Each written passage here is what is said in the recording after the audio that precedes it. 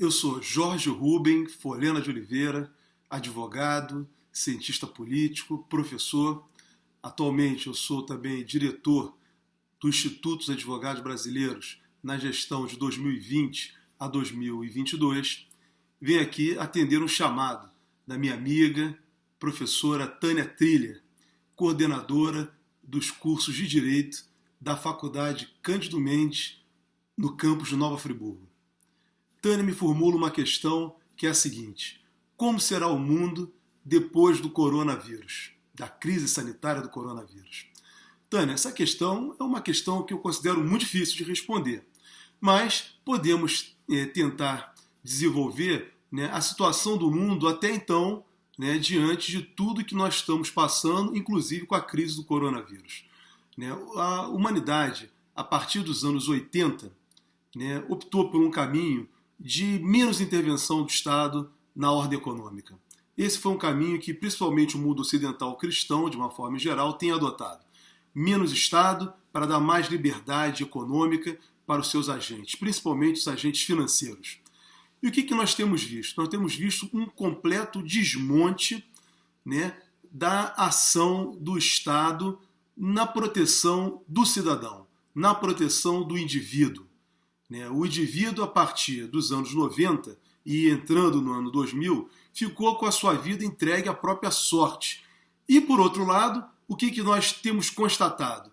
É uma grave crise exatamente do sistema financeiro.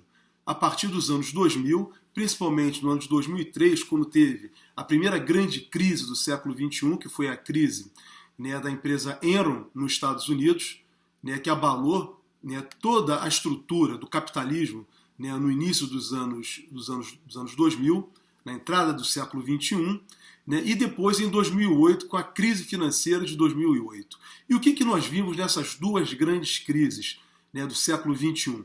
Vimos que nós como sociedade organizada, nós como Estado, o Estado somos todos nós, é que tivemos que socorrer o sistema financeiro, tivemos que socorrer as empresas que estavam passando por crise. Ou seja, o cidadão, aquele que foi deixado de lado, é que passou a ser a mola propulsora através de recursos que foram arrecadados através de impostos dos cidadãos do mundo e transferido para as empresas para que elas pudessem se reorganizar. Ocorre que, mesmo passando por essas duas crises financeiras de 2003 e 2008, a humanidade não conseguiu chegar num ponto de equilíbrio em que o homem voltasse a ser o centro, a preocupação. Se o Estado existe, o Estado ele foi construído, foi constituído para dar paz, dar segurança, dar harmonia, dar equilíbrio, e não ser meramente uma força de exploração. O Estado visto como uma força de exploração tem sido uma tônica totalmente prejudicial para os povos do mundo. E aonde entra a Covid-19? Entra exatamente nesse período. Nesse período em que a sociedade universal, e nós em particular aqui do Brasil, contribuímos de uma forma brutal para que pudéssemos ter uma sociedade mais justa, mais fraterna. E o que temos tido em troca? Cortes e mais cortes de direitos sociais. Menos preocupação. E agora, vindo essa pandemia, que é um fenômeno mundial, atinge a todos os países do mundo, o que tem acontecido? O que tem acontecido é que é exatamente nós como sociedade, nós como Estado, é que temos que atuar. Nós não temos visto os agentes privados, ao contrário. Os agentes privados que eu me refiro aqui, em particular, são os bancos. Os bancos procuraram, de uma forma em geral, se proteger, separar o dinheiro do orçamento para estar recebendo em dia os encargos das diversas dívidas públicas que os bancos controlam através dos títulos da dívida pública em todo o mundo para si.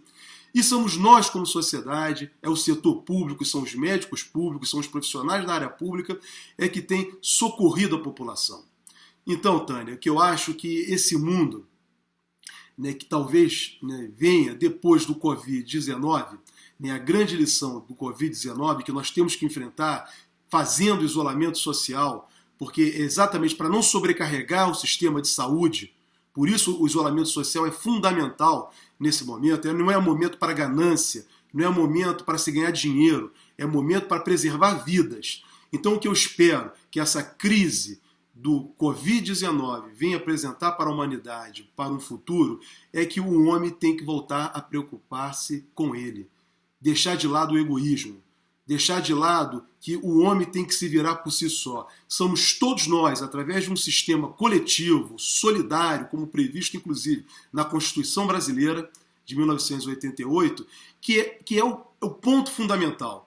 É a união de todos nós que vai fazer um país ser desenvolvido, vai fazer um país ser forte. Não é cada um cuidando de si, se isolando. Ao contrário, somos nós compartilhando os recursos, distribuindo os recursos de uma forma equilibrada, de modo que possa se garantir justiça, justiça social. E justiça é o equilíbrio de forças, é a distribuição da riqueza entre todos, para que todos possam ter uma vida melhor, mais justa e saudável. É isso que eu espero, que a grande lição que o Covid-19 vinha apresentar para todo mundo, que os governantes, essa crise de representatividade em que passamos em todo o mundo, aqui no Brasil e em diversos países do mundo, né, esses representantes passem a trabalhar em prol da sociedade, em prol de todos, e não somente em defesa daqueles que patrocinam as suas campanhas eleitorais.